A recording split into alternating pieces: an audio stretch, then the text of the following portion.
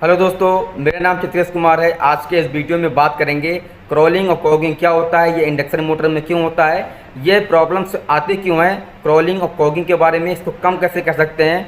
अगर आप एक इंडस्ट्री में वर्क कर रहे हैं तो आपको इंडस्ट्री में मोटर मिलेंगे और क्रॉलिंग और कॉगिंग की प्रॉब्लम भी आपको मिलेगा। तो आपको क्रॉलिंग और कॉगिंग के बारे में आपको जानकारी ज़रूर होना चाहिए।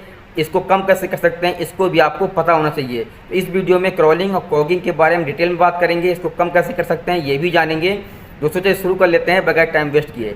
सबसे पहले क्रॉलिंग के बारे में बात करेंगे, फिर कॉगिंग के बारे में बात करेंगे, ये इंडक्शन मोटर में क्यों होता है। दोस्तों क्रॉलिंग खासकर इंडक्शन मोटर में होता है और स्क्रूवल केज इंडक्शन मोटर में हमको ये देखने को मिलता है। अगर कोई भी स्क्रूवल केज इंडक्शन मोटर अपने सिंक्रोनस स्पीड से 1/7 स्पीड पर घूमने लगे तो इस प्रॉब्लम को क्रॉलिंग कहते हैं। अब आप सोच रहे होंगे इस सिंक्रोनस स्पीड को हम निकालते कैसे हैं, फार्मूला क्या होता है। दोस्तों इसका फार्मूला होता है NS = 120 F/P, जहाँ पर F हमारा फ्रिक्वेंसी है, P हमारा पोल है और NS हमारा सिंक्रोनस स्पीड है। अब आपकी मोटर जितने भी पोल की है, 2 पोल, 4 पोल, 6 पोल, उसके मदद से आप इसको निकाल सकते हैं। आपको पोल पता होना चाहिए।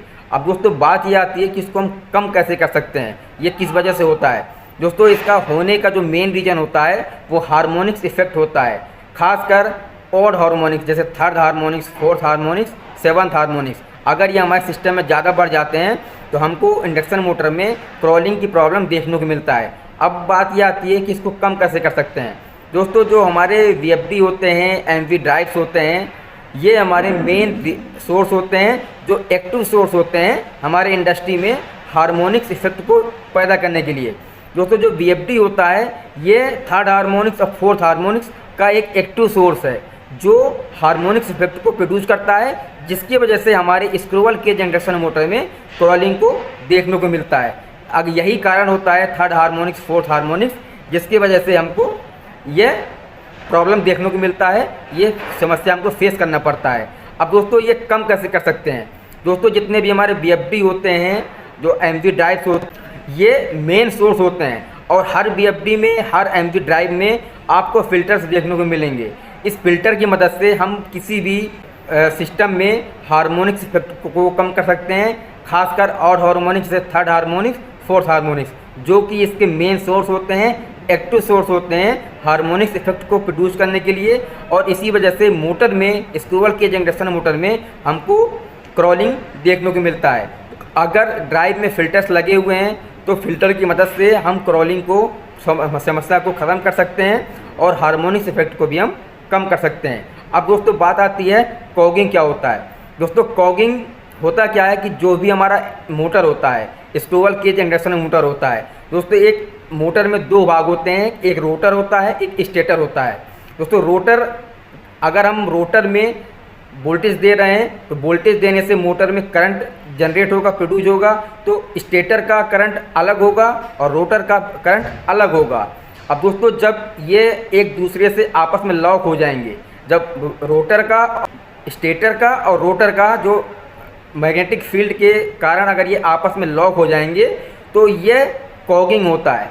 अब दोस्तों इसको बचने के लिए क्या करते हैं। दोस्तों आपने देखा होगा कि जो मोटर का जो शाफ्ट होता है, रोटर होता है, तो जो उसमें एक अलग सी बाइंडिंग होती है, जो डैम्पर बाइंडिंग। दोस्तों जो डैम्पर बाइंडिंग होती है तो उसमें स्लॉट्स होते हैं।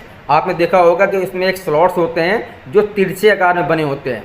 ठीक है, जो तिरछा होता है ये कभी भी वर्टिकल नहीं होता है, हॉरिजॉन्टल में, मतलब उसमें तिरछे में होता है, स्क्रूड होता है। तो ये इसी वजह से होता है कि ताकि कॉगिंग की प्रॉब्लम हमारे मोटर में ना आए। अगर ये सीधा होगा, वर्टिकल में होगा, दोस्तों ये प्रॉब्लम आएंगे जब रोटर और स्टेटर का मैग्नेटिक फील्ड आपस में लॉक हो जाएंगे। दोस्तों जो उसमें स्लॉट होते हैं, अगर ये जो रोटर होता है, जो उसके बाइंडिंग होती है रोटर में, अगर ये आपस में एक दूसरे के मैग्नेटिक की तरह लॉक हो जाएंगे, मैग्नेटिक लॉक भी बोलते हैं, अगर ये आपस में मैग्नेटिक की तरह लॉक हो जाएंगे तो कॉगिंग को हमको समस्या देखने को मिलेगा। तो इससे बचने के लिए जो हमारे स्लॉट्स होते हैं रोटर में, इंडक्शन मोटर के रोटर में जो स्लॉट्स होते हैं वो तिरछे बने होते हैं, ताकि इस समस्या को दूर किया जा सके और इस समस्या से बचा जा सके, ताकि मोटर में हमारी कॉगिंग देखने को ना मिले और मोटर का हमारे जो रोटर होता है और स्टेटर ये मैग्नेटिक लॉक ना हो। इस वजह से ये हमको करना पड़ता है और मोटर में ये तिरछे स्लॉट्स इसीलिए बने होते हैं। दोस्तों यही होता है कॉगिंग और क्रॉलिंग। आपको ये जानकारी कैसे लगी है? अगर अच्छी लगी हो तो चैनल को सब्सक्राइब करने के बाद बेल आइकन बटन जरूर दबा दीजिएगा।